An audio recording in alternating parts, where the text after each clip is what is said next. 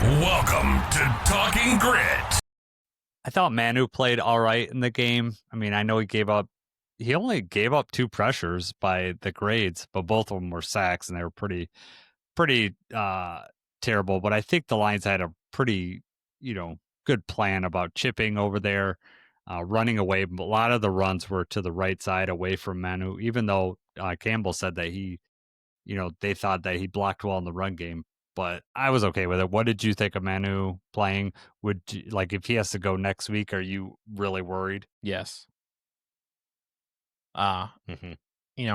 Not that I thought that he was horrendous, because obviously it wasn't like Goff was getting under pressure every other time. And it wasn't like Manu was completely lost out there. But there were some definitely inopportune times for those plays to be happening. So going forward, no, I don't think he's ready to be out there in an extensive, Mm-hmm. Here's an interesting thing with that too. It would be nice if you could put him on the right side so he's not covering Goff's blind side. But you can't take Panay, who's played right tackle forever, and they've got the thing going. He's got Ratledge over there with him.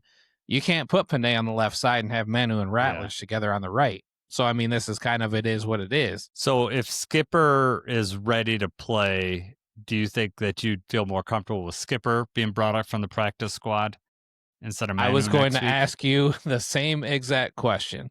All right. I don't have the numbers in front of me to see, but Skipper struggled in training camp, right? And there's a reason they felt like Skipper, was not quite up to par to make the team this year.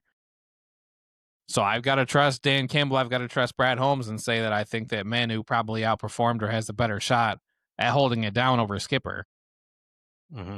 But that is interesting, because I was going to ask you that same exact question. What's your thoughts on it? I think I'd feel a little bit more comfortable with Skipper over there, especially against like the Chiefs defense, Steve Spagnuolo. They blitz a ton, so I don't, he at least has a lot more experience there.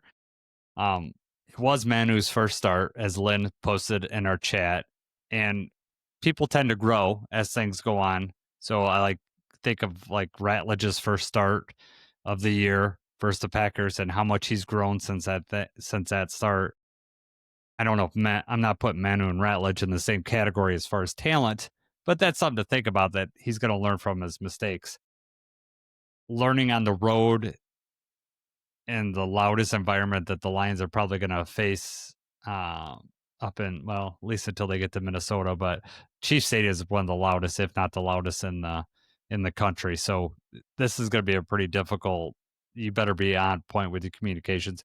Manu said he missed a kill call in Cincinnati, and that was basically a home game for the Lions. I mean, that was essentially like right, especially with like the Bengals being out of it and their Burrow being out and all that stuff, and all the like probably 40% Lions fans there.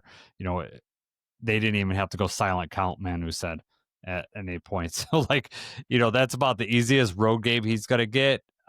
Next week is going to be the exact opposite. So he better be ready if he's going to play. I think all those reasons that you gave, though, are probably exactly why they were like, maybe Decker could have gone had this been like a playoff game. But I think that they probably laid out all those exact things that you just said about the Chiefs and what we were going to have to deal with.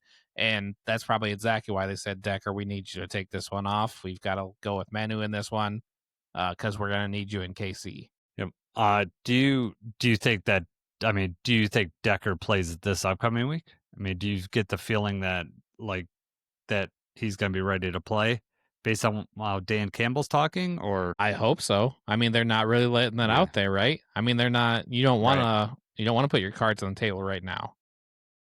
No. But as you've already alluded to, yes, we're in trouble. I don't feel comfortable if Manu is out there starting in a big game against KC, especially when you already talk about the complementary football thing. We don't have our corners. The defense is going to be a dogfight for the defense. We need our offense to be able to put up points if we have to outscore them. And if they're coming with pressure and trying to confuse Manu, and they're stunning and they're bringing in linebacker, you don't want to have Brock Wright out there chipping and helping out as an extra blocker the majority of the time.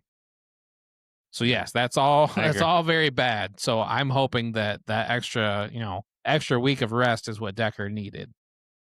Yeah. I'm just worried that with the bye coming up that the Lions are like, we're giving you 2 weeks off and then the bye, and then, we're hoping that you're healthy for the rest of the season, because I could definitely see that being a possibility.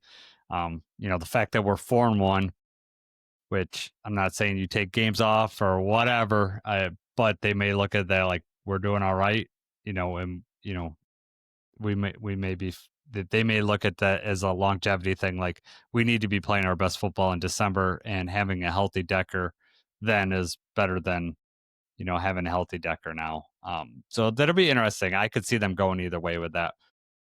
That much I is true, but do what's your want, panic like, level? Sorry, go ahead. Oh no, go ahead.